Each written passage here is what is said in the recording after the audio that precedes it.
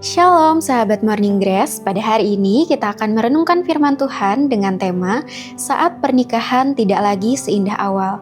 Namun sebelum kita merenungkan firman Tuhan, marilah kita bersatu di dalam doa, kita berdoa. Ya Bapa, terima kasih karena Engkau memberikan kami napas kehidupan dan kesempatan pada hari ini. Sebelum kami membaca dan merenungkan firman-Mu, kami mohon agar Roh Kudus-Mu membuka hati dan pikiran kami. Tolonglah kami agar mengerti setiap firman yang akan kami baca, sehingga bukan hanya menjadi pengetahuan, tetapi juga menjadi pedoman dalam kehidupan kami. Dalam nama Tuhan Yesus kami berdoa. Amin. Pembacaan Alkitab bagi kita pada hari ini terambil dari Efesus pasal 4 ayat 2 sampai dengan ayat yang ketiga. Efesus pasal 4 ayat yang kedua sampai dengan ayat yang ketiga. Hendaklah kamu selalu rendah hati, lemah lembut dan sabar. Tunjukkanlah kasih-Mu dalam hal saling membantu. Dan berusahalah memelihara kesatuan roh oleh ikatan damai sejahtera. Saat pernikahan tidak lagi seindah awal, ketika seseorang menikah, hampir semua orang membayangkan kebahagiaan. Namun, setelah bertahun-tahun menjalani kehidupan bersama, muncul berbagai realita yang tidak selalu mudah.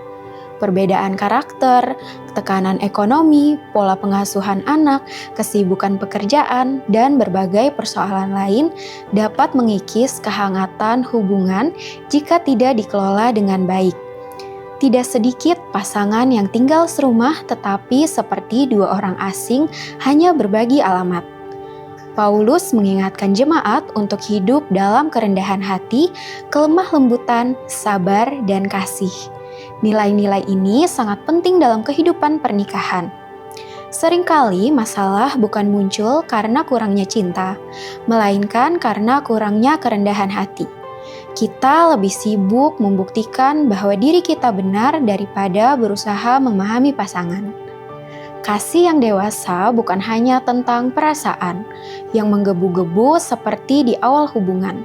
Kasih yang dewasa adalah keputusan untuk tetap mengasihi, menghormati, dan membangun pasangan bahkan ketika ada yang tidak ideal. Pernikahan yang sehat tidak dibangun oleh dua orang yang sempurna, tetapi oleh dua orang yang terus belajar, bertumbuh bersama Tuhan. Ketika Tuhan menjadi pusat hubungan, pasangan belajar mengampuni lebih cepat, lebih baik, dan mengasihi lebih dalam. Jika hari ini hubungan terasa biasa-biasa saja atau bahkan mulai terasa berat, jangan menyerah terlalu cepat. Mintalah Tuhan memperbaharui hati dan kasih di dalam keluarga. Bangunlah kembali komunikasi, perhatian, dan doa bersama. Karena pada akhirnya pernikahan yang kuat bukanlah pernikahan tanpa masalah, melainkan pernikahan yang terus memilih berjalan bersama. Demikian renungan kita pada hari ini. Mari sahabat Grace, kita sama-sama berdoa. Bapa yang baik, terima kasih atas firman-Mu hari ini. Saat perjalanan pernikahan tidak lagi seindah awal, tolong agar kami tetap saling mengasihi, mengampuni, dan setia.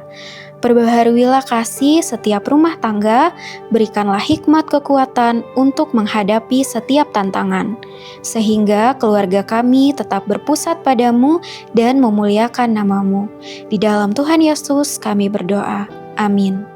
Kasih dari surga memenuhi tempat